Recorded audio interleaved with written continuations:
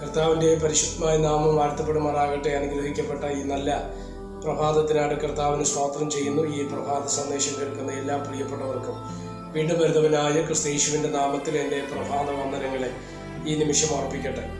ദിനവൃത്താന്തങ്ങളുടെ 2-ാം പുസ്തകം 33-ാം അധ്യായം അതിൻ്റെ 12-ാമത് വാക്യം. കഷ്ടത്തിലായപ്പോൾ അവൻ തൻ്റെ ദൈവമായ യഹോവയോട് അപേക്ഷിച്ചു. തൻ്റെ പിതാക്കന്മാരുടെ ദൈവത്തിൻ്റെ മുമ്പിൽ തന്നെ താൻ ഏറ്റവും താഴ്ത്തി അവനോട് പ്രാർത്ഥിച്ചു. അവൻ്റെ പ്രാർത്ഥന കൈക്കൊണ്ട് അവൻ്റെ യാചന കേട്ട് അവനെ വീണ്ടും യെരൂശലേമിൽ അവൻ്റെ രാജത്വത്തിന് തിരിച്ചു വരുത്തി.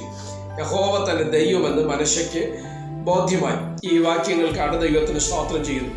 യഹൂദ രാജാക്കന്മാർ ശ്രദ്ധേയനായ ഒരു മനുഷ്യനാണ് മനശ്ശെ എന്ന രാജാവ്.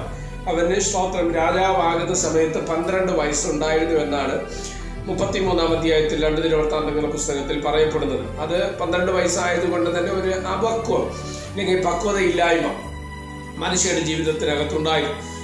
ദൈവം അവനെ ആ സ്ഥാനത്തേക്ക് കൊണ്ടുവന്നെങ്കിലും അതിൽ വിശ്വസ്തനാകാതെ സ്തോത്രം ദൈവത്തിൻ്റെ പ്രവൃത്തികൾക്ക് വിരുദ്ധമായില്ലെങ്കിൽ ദൈവത്തിൻ്റെ കൽപ്പനകൾക്ക് വിരുദ്ധമായി പ്രവർത്തിച്ചൊരു മനുഷ്യനായിരുന്നു മനശ്ശെ. അതുകൊണ്ട് തന്നെ ദൈവം അവനെ കൊളുത്തുകൊണ്ട് പിടിച്ചു എന്നാണ് ബൈബിൾ പഠിപ്പിക്കുന്നത്, അല്ലേ? 33-ന്റെ 11-ാം വാക്യത്തിലേക്ക് വായിക്കുന്ന സമയത്ത്, ആകയാൽ യഹോവ അശ്ശൂർ രാജാവിൻ്റെ സേനാപതിമാരെ അവരുടെ നേരെ വരുത്തി അവർ മനുഷ്യയെ കൊളുത്തുകളാൽ പിടിച്ച് ചങ്ങലയിട്ട് ബാബേലിലേക്ക് കൊണ്ടുപോയി. അപ്പം ഒരാൾ ദൈവത്തിന് വേണ്ടി നിയോഗിക്കപ്പെടേണ്ടവൻ അല്ലെങ്കിൽ ദൈവത്തിന് വേണ്ടി മാറി നിൽക്കേണ്ടവൻ, ദൈവത്താൽ തെരഞ്ഞെടുക്കപ്പെട്ടവൻ, ദൈവമാക്കി വെച്ചവർ, അതിനകത്ത് അവിശ്വസ്തത കാണിച്ചാൽ അതിൻ്റെ അപ്പുറത്തുള്ള റിസൾട്ട് എന്ന് പറയുന്നത് ദൈവം അവരെ അതിലേക്ക് മടക്കി വരുത്തണം. ദൈവകൃപയിലേക്ക്, ദൈവത്തിൻ്റെ തെരഞ്ഞെടുപ്പിലേക്ക് അവരെ കൊണ്ടുവരാൻ വേണ്ടി ചില ശോധനകൾ അവരുടെ ജീവിതത്തിലേക്ക് ദൈവം കടത്തിവിടാറുണ്ട്. അങ്ങനെ മനശ്ശെയെ ദൈവത്തിങ്കിലേക്ക് കൊണ്ടുവരുവാനും രാജത്വത്തിലേക്ക് തിരിച്ചു കൊണ്ടുവരുവാനും ഒക്കെ ദൈവം അശ്ശൂർ രാജാവിൻ്റെ രാജാക്കന്മാരുടെ സേനാപതിമാരെ മനശ്ശെക്ക് വിരോധമായിട്ട് അയച്ച് അവൻ കൊളുത്തുകളാൽ പിടിച്ച് ചങ്ങലയിട്ട് ബാബേലിലേക്ക് കൊണ്ടുപോകുവാൻ ഇടവന്നു. അങ്ങനെ അവൻ കഷ്ടത്തിലായപ്പോൾ, അങ്ങനെയാണ് നമ്മൾ ആ വാക്യം വായിച്ചത്, 12-ാം വാക്യം. അവൻ കഷ്ടത്തിലായപ്പോൾ അവൻ തൻ്റെ ദൈവമായ യഹോവയോട്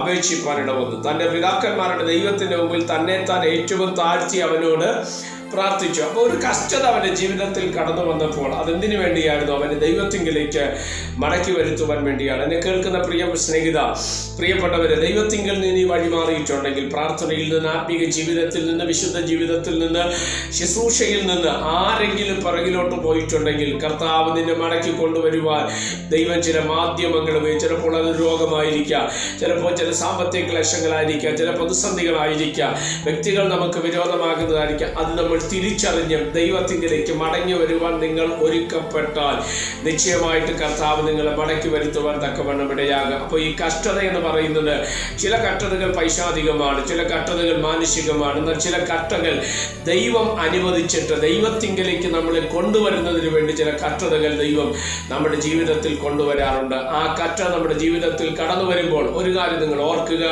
നമ്മൾ ദൈവസന്നിധിയിൽ മടങ്ങി വരാനുണ്ട്. അങ്ങനെ കഷ്ടത മനുഷ്യരുടെ ജീവിതത്തിൽ വന്നപ്പോൾ മനുഷ്യ ദൈവത്തോട് പ്രാർത്ഥിച്ചു. അവനെ തന്നെ ദൈവം മുമ്പാകെ താഴ്ത്തി. ദൈവം അവൻ്റെ പ്രാർത്ഥന കേട്ട് അവനെ രാജ്യത്തിലേക്ക് കൊണ്ടുവരിക മാത്രമല്ല, സ്തോത്രമല്ലേലൂയ, അവൻ്റെ യാചനകൾക്ക് മറുപടി കൊടുക്കുകയും അപ്പോൾ തന്നെ യഹോവ ദൈവമെന്ന് സ്തോത്രം മനുഷ്യയ്ക്ക് ബോധ്യമാകുവാൻ തക്കവണ്ണം ഇടവന്ന് ആ തരത്തിലേക്ക് ദൈവം അവനെ മടക്കുന്നു. ഈ സന്ദേശം കേൾക്കുന്ന നിങ്ങളോട് ഞാൻ ആത്മാവിനൊരു ദൂത് കൈമാറുകയാണ്. അങ്ങനെയുള്ള ദൈവത്തിന് അകന്ന് ചിലതിനെ ഈ സന്ദേശം കേൾക്കുമ്പോൾ ദൈവം മടക്കി വരുത്തുവാൻ തക്കവണ്ണം ഇടവരുത്തി തിരിച്ചറിവുകൾ ഈ സന്ദേശത്തിലൂടെ ദൈവം നിങ്ങളുടെ ഹൃദയത്തിനകത്ത് നൽകട്ടെ എന്ന് ഞാൻ ആത്മാർത്ഥമായി പ്രാർത്ഥിക്കുന്നു. പിന്നെയും കണ്ണടയ്ക്കാൻ നമുക്ക് ദൈവത്തോട് പ്രാർത്ഥിക്കാം. പരിശുദ്ധനായ ദൈവമേ, സ്വർഗീയ നല്ല പിതാവേ, സന്ദേശത്തിനാണ് നന്ദിയോടെ കർത്താവിന് സ്തോത്രം ചെയ്യുന്ന ഈ സന്ദേശം കേൾക്കുന്ന എല്ലാ പ്രിയപ്പെട്ടവരെ തൃക്കരങ്ങൾ തരികയാണ്. അവിടെ നിന്ന് അനുഗ്രഹിച്ചാണ്, ബലപ്പെടുത്തിയാണ്, ശക്തീകരിച്ചാണ്. യഹോവയുടെ കൃപ ഓരോ മേഖലകളിലും വെളിപ്പെട്ടു വരുവാൻ സ്വർഗമിടയാകും. മഹത്വം അങ്ങേക്ക് യേശു കർത്താവിൻ്റെ നാമത്തിൽ തന്നെ. ആമേൻ. എല്ലാവരെയും ദൈവം അനുഗ്രഹിക്കട്ടെ. God bless you.